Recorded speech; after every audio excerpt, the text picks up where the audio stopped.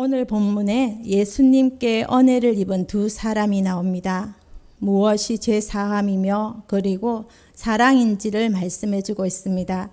한 여자가 바리새인 시몬의 집에서 식사하시던 예수님을 찾아온 사건입니다. 아무런 초청도 받지 않았음에도 불구하고 남의 집에 들어선다는 것은 종교적으로도 엄격하고 까다롭기로 소문한 바리새인 집을 찾아온다는 것은 더더욱 쉬운 일이 아닙니다. 예수님께서 바리새인 시몬의 집에서 식사하신다는 소문을 듣고 비난을 받을 각오하고 용기를 내어 한 여인이 예수님이 계신 곳을 찾아왔습니다. 아마도 이 여인은 평소 주님을 뵙기를 원했으나 참으로 기회를 찾지 못하다가 마침 자기가 살고 있는 동네에 예수님이 오셨다는 소식을 듣자 그 기회를 놓치고 싶지 않았는지도 모릅니다. 이 여인은 예수님께서 가까운 곳에 계신다는 이야기를 듣자 자기의 가장 소중한 것을 향유를 들고 예수님을 찾아와 그저 아무 말도 하지 않고 그저 눈물만 흘리고 있습니다. 당시 여인들에게 전재산이라고 불리는 이 향유 옥합을 그 자리에서 깨뜨려서 예수님 발에다가 붓습니다. 그리고 그걸로도 부족한지 자기의 머릿결로 예수님 발을 닦아드리기 시작합니다. 이 여인은 예수님으로부터 칭찬과 용서라는 최고의 선물을 받았습니다. 여기서 우리가 얻게 되는 교훈은 하나님께 우리가 은혜를 입으려면 우리 또한 세상 사람들의 눈을 의식하지 않는 용기가 있어야 합니다. 우리가 하나님의 은혜를 또 입으려면 이 여자와 같은 마음으로 오직 주님만 바라보아야 합니다. 예수님 때문이라면 세상의 멸시와 조롱에도 감당해낼 수 있어야 하는데 우리 성도들 가운데는 세상 사람들의 눈치를 보면서 자기가 참으로 그리스도인이라는 사실을 드러내지 않으려고 하는 사람들도 있습니다. 우리가 그러한 자세로는 도무지 하나님께로부터 은혜 받기를 기대할 수 없습니다. 우리는 어느 곳에 있든지 세상 사람들의 시선이 아니라 오직 예수님을 바라보는 자세로 하나님께 나아감으로써 더 깊은 은혜의 자리로 나갈 수 있습니다. 39절 말씀입니다. 이 사람이 만일 선지자라면 자기를 만지는 이 여자가 누구이며 어떠한 자 곧 죄인인 줄을 알았으리라 하거늘 합니다. 시몬의 마음속으로 중얼거린 말입니다. 그런데 이렇게 평가한 여인에게 예수님께서 가장 큰 칭찬과 함께 사랑과 용서의 은혜를 베풀어 주셨습니다. 한 죄 많은 여자에 대한 시몬과 예수님의 이러한 상반된 평가와 대접은 한 사람을 바라봄에 있어 하나님과 사람의 시각이 얼마나 대조적인가를 보여주는 동시에 우리의 구원과 관련하여서도 교훈을 던져줍니다. 사마리아 여인과에 대하여서도 볼 수 있듯이 주님은 그 누구보다 세상 모든 사람들의 과거를 정확하게 아시는 분입니다. 그분은 전지전능하신 하나님이십니다. 하지만 예수님께서는 그 여인의 과거를 책망하는 대신 오히려 사랑과 용서의 은혜를 베풀어 주셨습니다. 그리고 그렇게 하신 이유는 단 하나, 그녀의 죄 많았던 과거가 아니라 현재 회개와 감사의 눈물을 흘리고 있는 모습을 주목하셨기 때문입니다. 우리는 이러한 사실을 통해서 하나님께서 언제나 우리의 과거가 아니라 현재의 모습을 가장 중요하게 보고 계신다는 겁니다. 하나님은 언제나 과거가 아닙니다. 현재의 모습의 중심으로 우리에게 심판과 은혜를 내리시는 분입니다.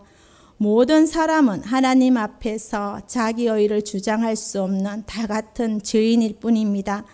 모든 사람은 하나님 앞에서 스스로의 갚을 길이 없고 따라서 하나님의 자비하심이 없다면 죽을 수밖에 없는 또 죄를 빚진 자들입니다.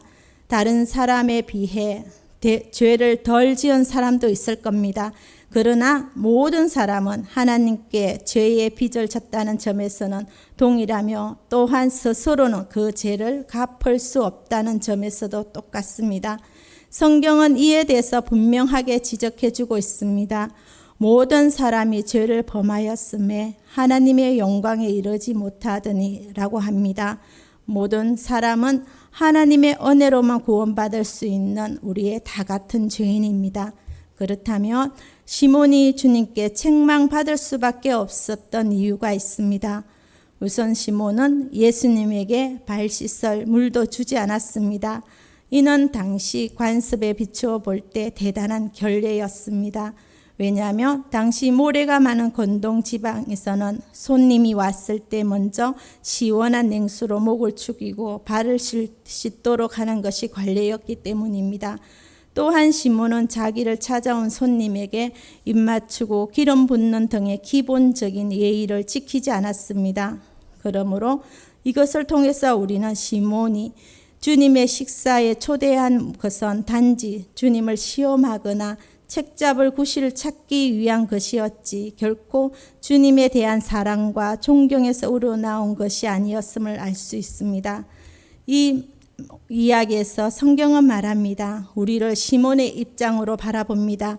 주님께서는 시몬에게 말씀하십니다. 너는 내게 발 씻을 물도 주지 않았지만은 이 여인은 눈물로 내 발을 씻어 주었고 그리고 그의 머릿결로 나를 닦았다. 너는 내게 감람유도 붓지 않았지만 이 여인은 향료를 내게 부었다라고 하시는데 다른 것이 있습니다. 한 사람은 예수님을 지금 손님으로 모셨지만은 다른 한 사람은 지금 예수님을 주인 이상으로 대접하기 시작합니다. 한 사람은 예수님을 좋아했습니다. 그런데 다른 한 사람은 예수님을 사랑한 것입니다. 예수님은 지금 우리들에게도 너도 나를 사랑하느냐고 물어보시는 것입니다. 예수님은 날 위해서 죽으셨습니다. 그리고 예수님을 믿으면 우리들 천국 가고 또 기도 응답도 해 주십니다. 사랑하지 않을 수 없습니다. 우리도 나름 받은 은혜의 경험들이 있는 것입니다. 우리도 시몬처럼 내 집에 예수님을 모셔서 대접하지만은 그런데 이 여인과는 같지 않을 것입니다. 예수님을 내 집까지 모시기는 했습니다. 내 소중한 것들을 깨뜨려 내 중심으로 그분을 모시는 여인과 같지는 않을 것입니다. 이것은 누구에게 물어볼 필요도 없고 나 스스로가 잘 아는 것입니다. 우리는 예배를 드립니다. 하나님을 찬양합니다. 그리고 기도합니다. 순종과 헌신으로 우리는 그분을 대접합니다. 그런데 시몬이 했던 것 정도뿐인지 아니면 여인처럼 내가 하고 있는지 그것은 나만이 또한 압니다. 그런데 예수님이 말씀하시기를 이 여인은 내게 향유를 내 발에 부었느니라. 시몬에게 내가 내게 이를 말이 있다고 가르쳐 주고 싶으셨던 겁니다. 정죄하고 비교하시려는 그런 것이 아니라 시몬에게 가르쳐 주고 싶으셨던 겁니다. 마지막 말씀에 사함받은 일이 적은 사람은 적게 사랑한다 하셨고 그대로 말하자면 사함받은 일이 많은 사람은 많이 사랑한다고 하십니다. 그의 죄가 사하여졌도다. 이는 그의 사랑함이 많음이라 사함을 받은 일이 적은 자는 적게 사랑하느니라. 우리는 다 죄인이며 그 죄를 얼마만큼 더 많이 깨닫느냐에 따라서 용서하신 우리 예수님의 사랑을 더 크게 느끼고 더 크게 사랑하게 된다는 뜻입니다. 나는 시몬처럼 예수님을 좋아하는가 아니면 옥합을 깨뜨린 여인처럼 정말 예수님을 사랑하는가 한번 생각해 볼 수 있습니다. 우리가 말로 예수님은 내 주인입니다 고백하는 것은 너무나 쉽습니다. 전심으로 내 중심에서부터 예수님은 나의 주인이십니다. 근본적으로 우리는 내가 주인 되어 내 고집과 내 감정대로 살아가는 존재입니다. 성경에서 말씀하시기를 무슨 죄를 저질렀고 누구를 때렸고 누구를 미워했고 이것이 아니고 그건 죄의 열매이며 근본적으로 하나님을 멀리하고 내가 주인 되어 내 마음대로 살아가는 이게 죄의 근본입니다. 예수님을 내 주인으로 모실 수 있는 유일한 길은 또한 십자가를 만나는 것입니다. 십자가의 그 사랑이 나에게 임하게 될 때 내 마음, 내 중심에서부터 예수님을 내 주인으로 모시기 시작합니다. 많은 사람 앞에서 무서워 억지로 따르는 것이 아니라 옥합을 깨뜨린 여인처럼 내 모든 걸 다 쏟아도 아깝지 않는 것이 예수님의 그 사랑입니다. 이것이 바로 우리가 받을 수 있는 구원입니다. 사도 바울은 이렇게 말합니다. 로마서 14장 8절 말씀에 우리가 살아도 주를 위하여 살고 죽어도 주를 위하여 죽나니 그러므로 사나 죽으나 우리는 주의 것이로다 합니다. 기꺼이 우리들은 주를 위해서 죽어야 되고 또 그 마음으로 하루하루를 살 때 주를 위해서 죽을 마음으로 살아야 합니다. 이것이 바로 주의 것이 된 우리 사람입니다. 그리고 이어서 로마서 14장 9절 말씀합니다. 이를 위하여 그리스도께서 다시 살아나셨으니 곧 죽은 자가 산 자의 주가 되려 하심이라. 예수님의 죽으신 이유가 나의 주인 되시기 위함이라고 합니다. 한편으로는 두렵고 떨림으로 우리들의 구원을 이루어 가야 합니다. 우리로 예수님께 붙들리게 하는 그 핵심은 두려움이 아니고 사랑에 매는 줄입니다. 요한일서 4장 10절 말씀입니다.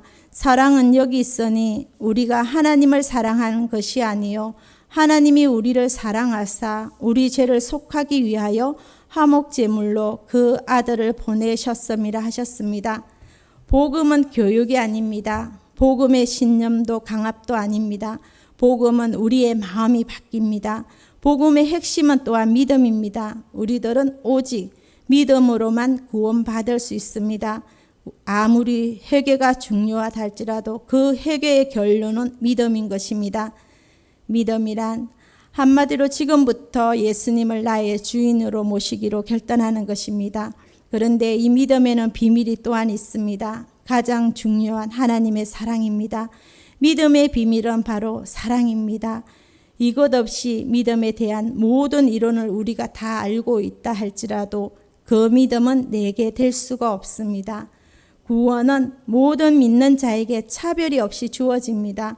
50절 말씀을 보면 주님은 죄 많은 여인을 향해서 구원을 선포해 주셨습니다. 내 믿음이 너를 구원하였으니 평안히 가라. 여기서 보듯이 주님의 구원의 조건은 오직 믿음이었습니다. 유대인들은 구원은 오직 율법을 지키고 할례를 행한 아브라함의 자손만 받을 수 있다고 생각했습니다. 그러한 기준에 의하면 죄 많은 이 여인은 구원받을 수 없습니다.